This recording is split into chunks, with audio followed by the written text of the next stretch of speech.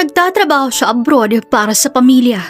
Ngunit ang hindi nila alam, ginawang kalaguyo ng mister niya ang kanyang best friend. Isang paghihiganting hindi nila inaasahan. Habang nagpapakahirap siya sa ibang bansa, umiiyak sa lungkot at nagtitiis sa pagod para mabigyan ng magandang buhay ang kanyang pamilya, sa sarili niyang bahay, sa kahamang siya mismong bumili, may ibang babaeng yumayakap sa kanyang asawa. At mas masakit pa ron, ang babaeng yun ay hindi isang estranghera, kundi ang matalik niyang kaibigan na itinuring niyang kapatid.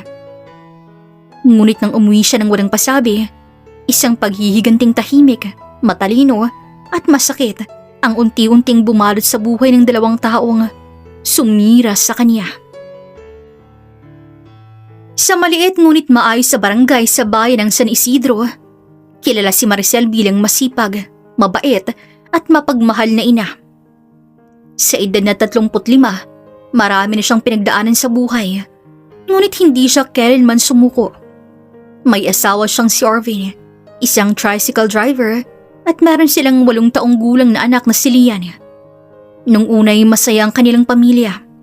Simple lamang ang buhay nila, ngunit puno ng pangarap. Tuwing gabi sabay-sabay silang kumakain. Kapag linggo, nagsisimba sila. Kapag may konting ipon, dinadala ni si Lian sa plaza para mamasyal. Ngunit habang lumalaki ang kanilang anak, lumalaki rin ang gastusin. Nagsimulang kapusin sa pagkain. Nahuli sa bayad sa kuryente. Nabaon sa utang sa tindahan. Isang gabi, habang natutulog si Lian, tahimik na nagsalita si Maricel. Arvin, gusto ko sanang mag-abroad. Napatigal si Arvin. Ano? Hindi pwede. Paano kami? Para sa inyo, kaya gusto ko. Kaya ko naman magtrabaho eh. Pero kulang. Napayuko si Arvin.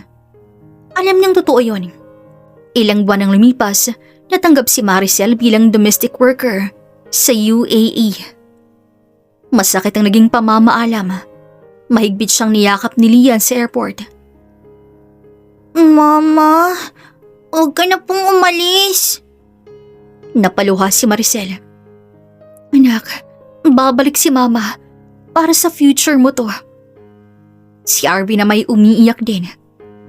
Pangako, aalagaan ko si Lian. Pangako mo rin na magiging maayos kayo. Oo.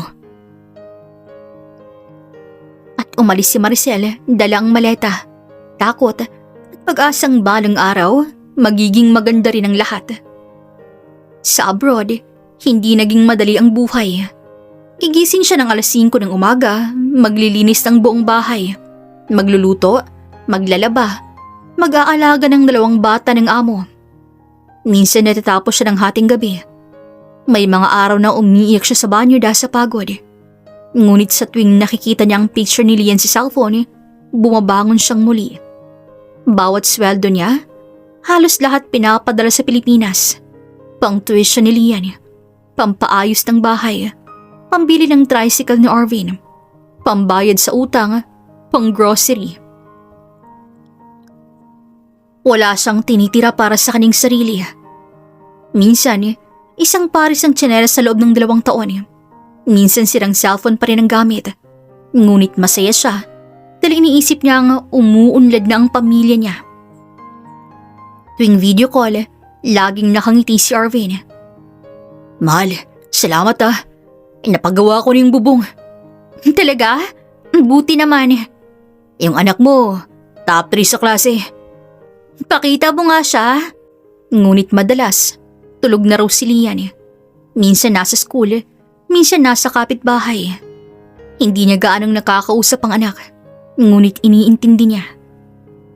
May isa pang taong malapit kay Maricel, ang kanyang best friend si Jessa. Magkaibigan sila mula high school. Lahat ng sikreto alam ni Jessa.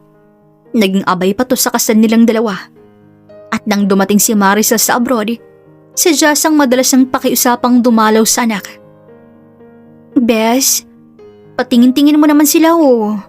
Syempre naman, ako pa ba? Pakitulungan niyo si Arvin kapag may kailangan ha. Walang problema. Lubos ang tiwala ni Maricel. Ang hindi niya alam, iyon ang magiging pinakamalaking pagkakamali niya. Sa paglipas ng mga buwan napansin ni Maricel na parang may kakaiba. Kapag tumatawag siya, minsan hindi agad sumasagot si Arvin. Kapag sumasagot, hingal. Mahal, anong ginagawa mo? Naliligo. Minsan may naririnig siyang tunog ng babaeng tumatawa sa likod. Sino yon? TV lang. Minsan naman si Jess ang unang sumasagot sa bahay. Hello Bes, nandito lang ako ha. Tumulong kay Arvin magluto. Salamat Bes ha. Ngunit habang tumatagal, mas dumadalas ang presensya ni Jess sa bahay nila. Isang gabi, tumawag si Marisa sa anak niyang si Lian. Anak, kamusta ka? Ama? Oh, bakit parang malungkot ka? Mama, dito po lagi si Tita Jessa. Napakunot noo si Maricel. Bakit? Natulog po siya dito kagabi. Kasama ni Daddy? Tumahimik ang bata. Mama, galit ka po ba? Hindi anak. Kumain ka na? Ngunit matapos ang tawag, nanginginig ang kamay niya. Ayaw niyang maghinala. Ayaw niyang isipin ng masama. Best friend niya si Jessa. Asawa niya si Arvin. Dalawang taong pinagkatiwalaan niya ng buo. Ngunit sa gabing yon, kuning beses siyang hindi nakatulog. At sa unang pagkakataon, naramdaman niyang habang siya'y nagpapakahirap sa ibang bansa, may ibang babaeng unti-unting pumapalit sa kaning pwesto. At mas masakit pa, baka ang babaeng yun ay ang kaibigan niyang tinatawag niyang kapatid. Mula nang marinig ni Maricel ang sinabi ng anak niyang si Lian, hindi na siya mapalagay. Habang naglilinis siya ng kusina sa bahay ng amo, paulit-ulit sa isip niyang masalitang yun. Pinilit niyang huwag mag-isip ng masama. Baka tumutulong lang, baka may emergency, baka doon lang natulog dahil gabi na. Ngunit habang sinusubukan niyang kumbinsihin ang sarili, mas lalo namang sumisikip ang dibdib niya. Dahil alam niyang kapag may apoy, may usok muna bago sumiklab. Kinagabihan, tumawag siya kay Arvin. Mahal, kamusta kayo? Ayos lang. Nasaan si Lian? Nasa kwarto. Pwede ko bang makausap? Natulog na Napatingin si Maricel sa orasan. 7:00 pa lamang ng gabi sa Pilipinas. Ganun ba? Ang aga naman. Napagod sa school. Natahimik siya sandali. Mahal? Oh. Pumupunta ba si Jessa dyan? Minsan. Minsan? Oo. Tinutulungan niya ako sa bahay. Natutulog ba siya dyan? Ano bang ibig mong sabihin? Nagtatanong lang ako. Para kasing ibang tono mo Arvin, sagutin mo ako. Hindi. Minsan lang nung inaabot ng ulan. Nanlamig si Maricel. Parang matagal lang ininsayo ang sagot na yon ng kanyang asawa. Pagkatapos ng tawag, umika siya ng tahimik sa banyo. Hindi dahil sigurado na siya, kundi dahil nararamdaman niyang unti-unti nang nababasag ang tiwala niya.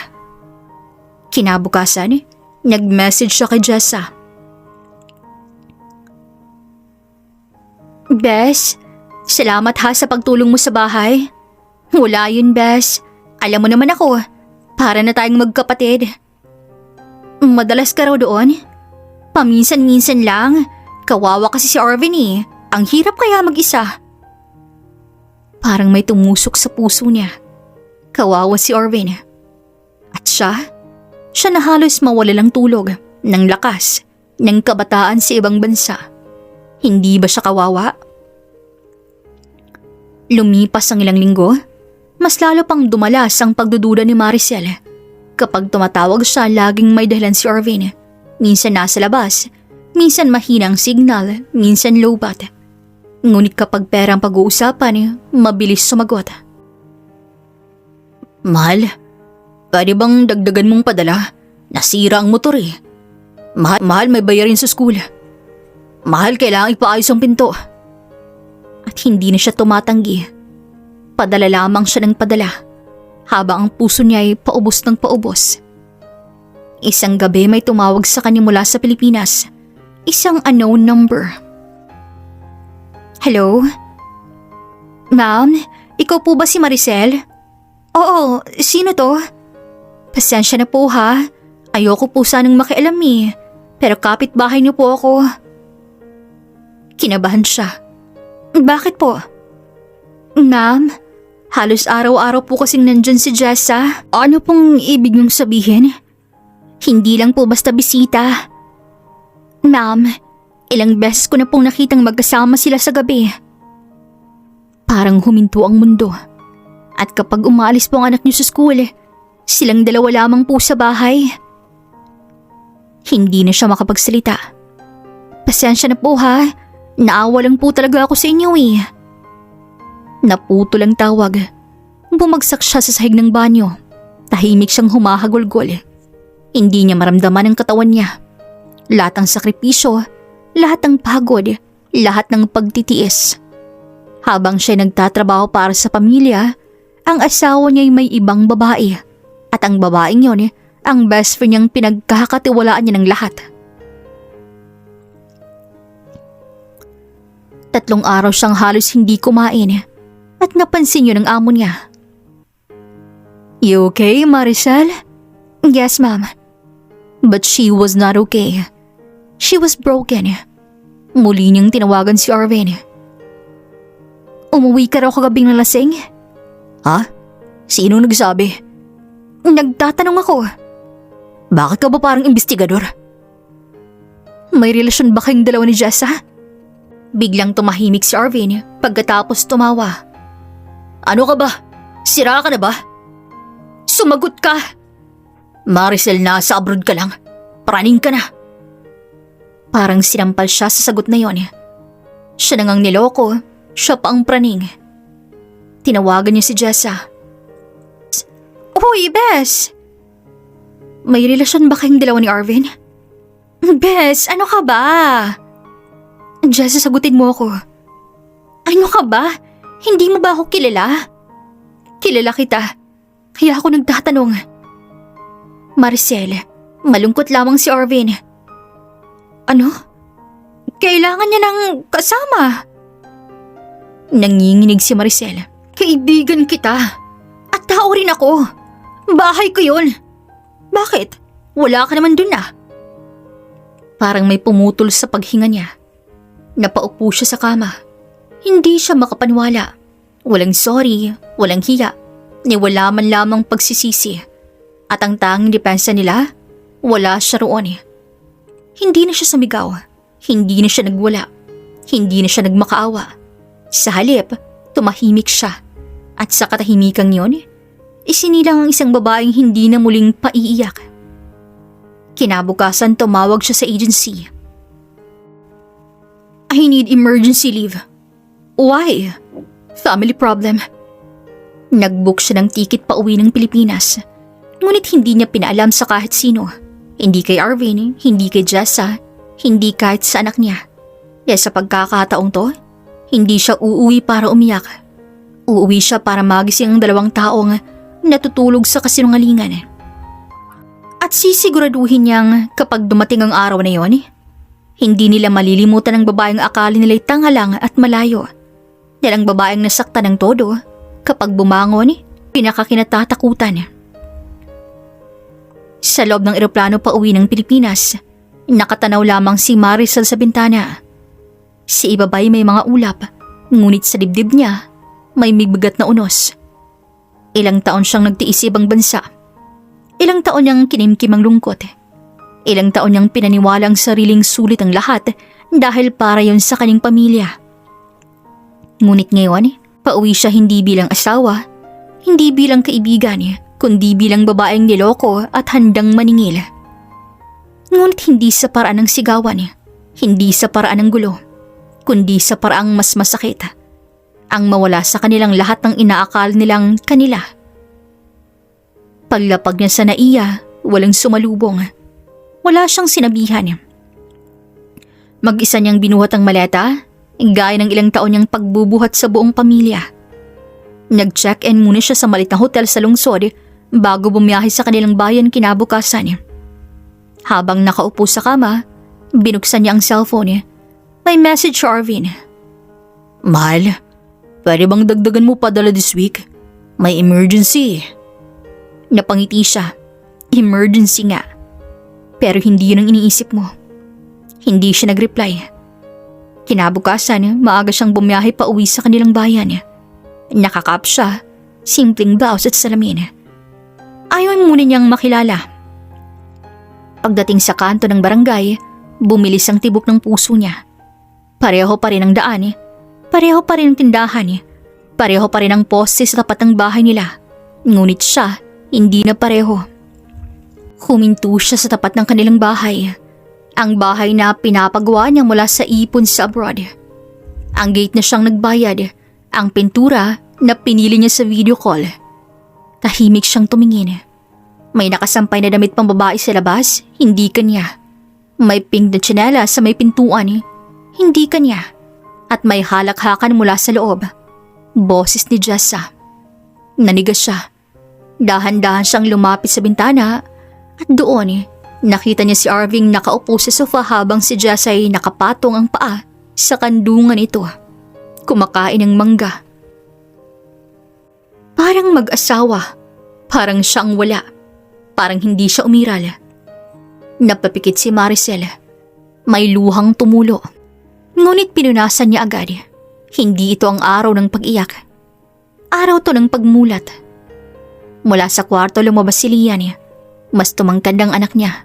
Mas payat, may hawak na plato. Daddy, gutom na po ako. Hindi man lamang tumayo si Arvin. Hintayin mo muna. Lian, kumuha ka sa kusina. Sagot ni Jessa. Parang kutsilyong tumarak sa puso yun ni Maricel. Ang anak niya, inutusan ng babaeng sumira sa tahanan nila. Gusto niyang sugurin ang pinto. Gusto niyang sabunutan si Jessa. Gusto niyang sampalin si Arvin. Ngunit hindi. May mas magandang paraan. Umalis siya ng tahimik. Dumiretso siya ng bahay ng kapatid niyang si Nena. Pagbukas ng pinto, nagulat to. Maricel? Mahigpit siya nitong niyakap. Bakit hindi ka man ang nagsabi? May kailangan akong gawin. Napansin ni Nena ang mukha niyang maputla. Anong nangyari? Tahimik siyang umiyak sa unang pagkakataon mula nang dumating at kinuwento niyang lahat. Galit na galit si Nena. Susugurin kong mga hayop na yan. Huwag. At bakit? Dahil gusto ko silang tamaan sa parang hindi nila malilimutan. Napatingin si Nana sa kanya. Hindi na ito ang dating mahinhin niyang kapatid. May lamig sa boses ni Maricel. May talim sa mata. Kinabukasan sinimula niyang unang hakbang. Pumunta siya ng bangko. Ang lahat ng account ni Arvin nakapangalan sa kanya bilang remitter at joint authority. Lahat ng hulog sa tricycle, lahat ng savings, lahat ng pambayad sa bahay. Maingat niyang inayos ang mga dokumento. Pagkatapos noon, pumunta siya ng abogado. Ano po bang pwede kong gawin kung ang asawa ko'y nangaliwa at ginagamit po ang pera ko? Tahimik namang piniliwanag ng abogadong mga opsyon. Property claims, custody, legal separation, financial protection at ebidensya. Napangiti si Maricel. Ikatlong araw, nagsimula siyang mangalap ng ebidensya. Sa tulong ng kapitbahay na tumawag noon, nakakuha siya ng walitrato. Si Jazz ang papasok sa bahay nila sa gabi. Si Arvin at Jazz ang magkasakay sa motor. Si Jazz ang namimili ng gamit. Gamit ang perang padala niya. May video pa. Magkahawak kamay sa palengke. Nanlamig si Maricel habang tinitingnan. Ngunit mas lumalakas siya sa bawat patunay. Samantalang sa bahay nila, clueless pa rin sina Arvin at Jazz. Ang tagal mag-reply ni Maricel. Baka busy. Sagot ni Jazz habang nagsusuklay. Ay, kailangan ko pa naman ng pera. Sabihin mo na lang may sakit si Lian. Oo nga no, effective yan. Sa likod ng kurtina ng kapitbahay, narinig yun ng kapitbahay at ni-record. Nang gabing yun, nag-message si Maricel kay Arvin sa unang pagkakataon. Mahal, miss na miss ko na kayo. Magpapadala ako ng malaking pera next week. Napangisi si Arvin. Oh, sabi sa'yo eh. Ni hindi niya alam, iyon ang simula ng katapusan niya. Makalipas ang 2 araw, may pinadala si Maricel sa bahay nila. Isang malaking kahon. Exacte na binuksan ni na Jess at Arvin. Baka pera. Baka gadgets. Pagbukas nila, mga lumang damit lamang ni Arvin at sa ibabaw nito may liham. Binasa ni Arvin ng malakas. Ihanda mo ang sarili mo. Malapit na ako umuwi. Namutla si Jessa. Umuwi siya? Napatingin si Arvin sa pinto. Biglang bumilis ang tibok ng puso niya. Sa unang pagkakataon, nakaramdam siya ng takot. At hindi niya alam habang kinakabahan siya, si Maricel ay nakangiti sa kabilang bahay. Habang pinaplanong arong mawawala sa kanyang bahay, pera, anak at babae. Dahil minsan, ang pinakatahimik na tao, siya ang pinakadelikado kapag sinaktan.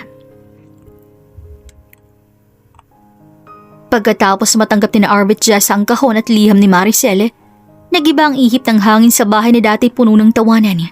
Ngayon, bawat tunog ng gate ay kinakagulat nila. Bawat tawag sa cellphone ay kinapapanik nila. Bawat anino sa labas ng bintana ay kinatatakutan nila. Ang dating kampante at walang pakalam na dalawa, biglang naging balisa. Bakit kasi pinadala mo pa yung message? Iritadong sabi ni Jessa habang naglalakad sa sala. Ako? Siyang nag-message? Bakit sabi mo okay lang ang lahat? Akala ko okay lang. Napapikit si Jessa. Kapag umuwi yan, anong sasabihin natin? Sasabihin natin wala. Wala? Kapitbahay palang alam na. Natahimik si Arvin. Sa kabilang bahay, tahimik na pinapanood ni Maricel ang lahat mula sa bintana ng kapatid niyang si Nena. Hindi siya galit na sumisigaw. Hindi siya umiiyak. Pero ibang tao na siya. Sigurado ka ba dito? Oo. Hindi mo ba gustong sugurin na lang? Madali yun eh. Bakit to? Dahil gusto kong maramdaman nila ang takot na matagal kong naramdaman. Kinabukasan maagang pumunta si Arvin sa bangko. May plano siyang mag-withdraw ng pera mula sa account na pinapadala ni Maricel. Ngunit pagdating niya roon, napakunot ang noo ng teller. Sir, restricted na po ang account. Ano? Kailangan po ng primary account holder approval. Anong primary holder na yan? Asawa ko yun. Si Ma'am Maricel po ang main owner. Hindi pwede. Kailangan ko ng pera. Sensya na po. Lumabas siyang pawis na pawis. Sa unang pagkakataon, naramdaman niyang wala siyang kontrol. Pag-uwi niya, galit na galit siya. Lintik na yan. Tinanggalan ako ng access. Nabitaw ni Jess ang baso. Ha? Wala tayong pera. Anong ibig mong sabihin? Wala. Biglang nag-ibang mukha ni Jessa. Paano ang bills? Hindi ko alam. Ang groceries? Hindi ko alam, sabi ko. 3 taon nang si Maricel ang nagpapadala ng halos lahat. Ngayon lamang nila napagtanto na hindi si Arvin ang bumubuhay sa bahay. Hindi si Jess ang nagpapaganda ng tahanan, kundi ang babaeng pinagtaksila nila. Samantalang si Maricel ay tahimik na pumunta sa paaralan ni Lian. Nang makita siya ng anak, napatigil ang bata. Mama? Tumakbo si Lian at mahigpit siyang niyakap. Humagulgol ang dalawa. Anak, miss na miss kita. Bakit ngayon ka lang? May inayos lang si Mama. Napansin niya agad ang kalagayan ng anak. Payat, tahimik, mas matured sa edad. Parang batang napilitang tumanda agad. Masaya ka ba sa bahay? Napatingin si Lian sa baba. Mama, Oh, si Daddy laging wala. si Tita Jessa. Minsan galit. Pinapagalitan ka? Opo, pinaghuhugas ako ng pinggan. Hindi na napigilan ni Maricel ang luha. Habang siya'y nagpapakahirap sa ibang bansa, ang anak niya'y napabayaan sa sariling bahay. Kinagabihan, nagsampa siya ng formal complaint sa abogado. Kasamang ebidensya, mga larawan, mga recordings, mga resibo ng padala, mga titulo ng pag-aari, mga testimonya ng kapitbahay. Malaki ang kaso ninyo, sabi ng abogado. Tahimik siyang tumango. Hindi ko gusto ang gulo, pero gusto niya ng hustisya.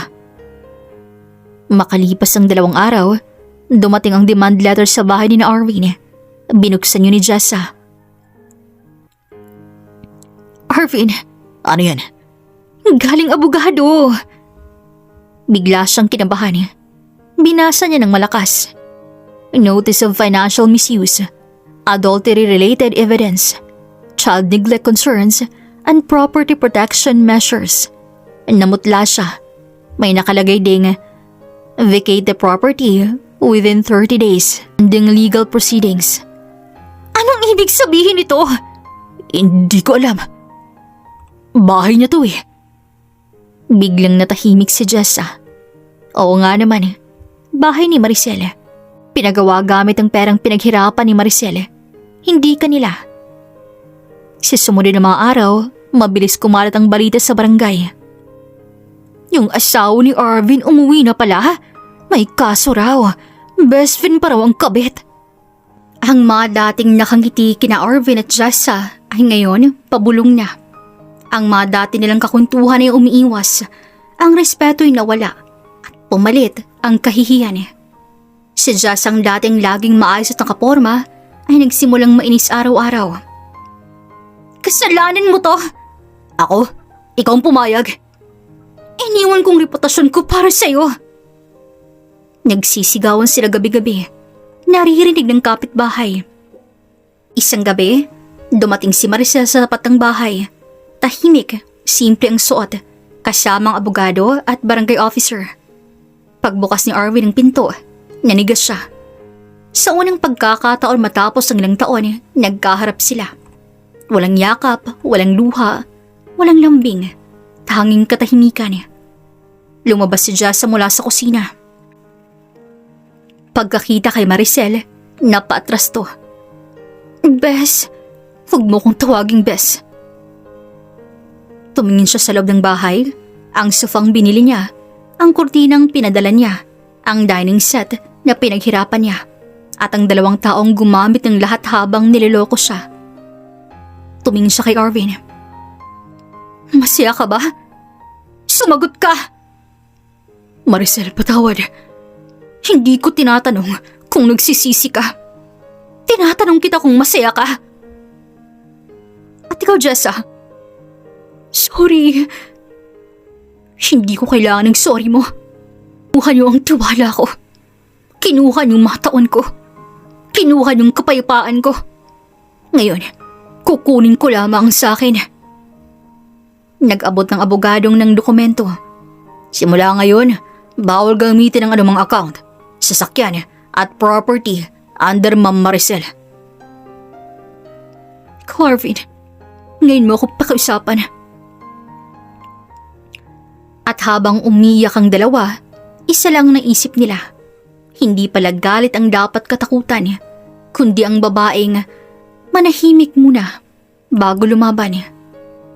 Sa harap ng bahay na minsang pinangarap ng maging pugad ng masayang pamilya, nakatayo si Maricel ang tuwi ang likod at matatag ang muka. Sa loob ng bahay umiyak si Jessa. Sa may pintuan nanginginig si Arvin.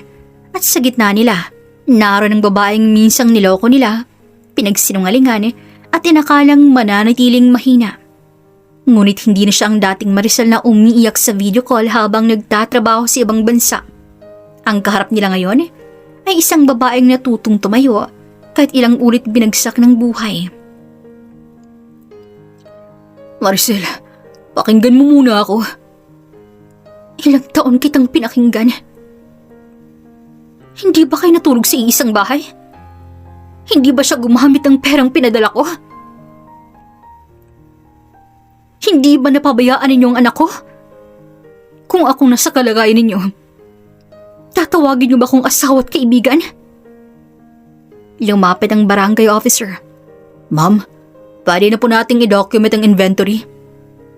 Tumango si Maricel. Isa-isang nilista ang gamit sa bahay.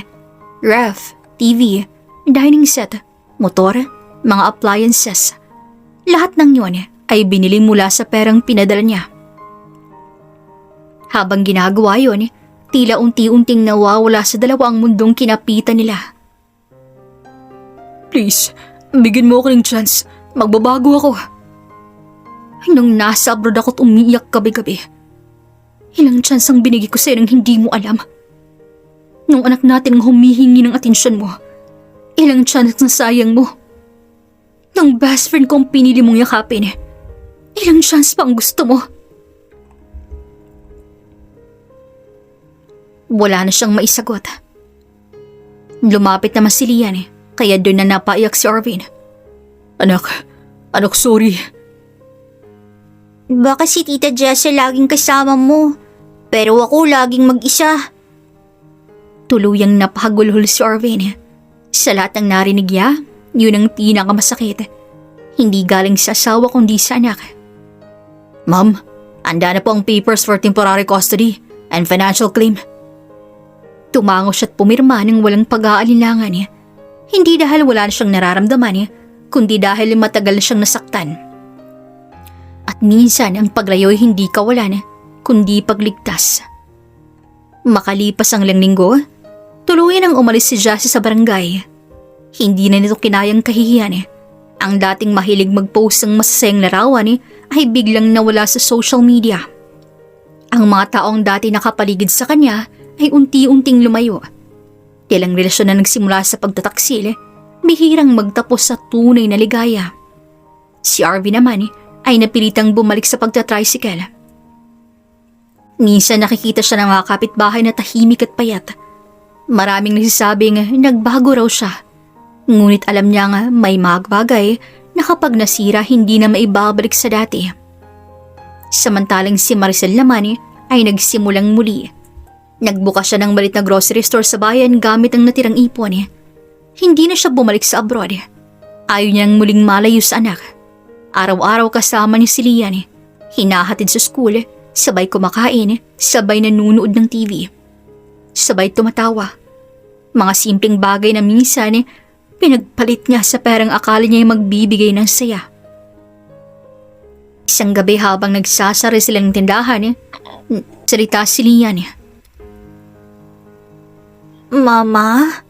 O anak, Masaya ka na po ba? paunti-unti. Galit ka pa kay Daddy? Hindi na. Bakit po? Kasi kapag bitbit mo lagi ang galit, ikaw lang napapagod. Minsan dumaan si Arvin sa tindahan. Payat, maitim na sa araw at tahimik.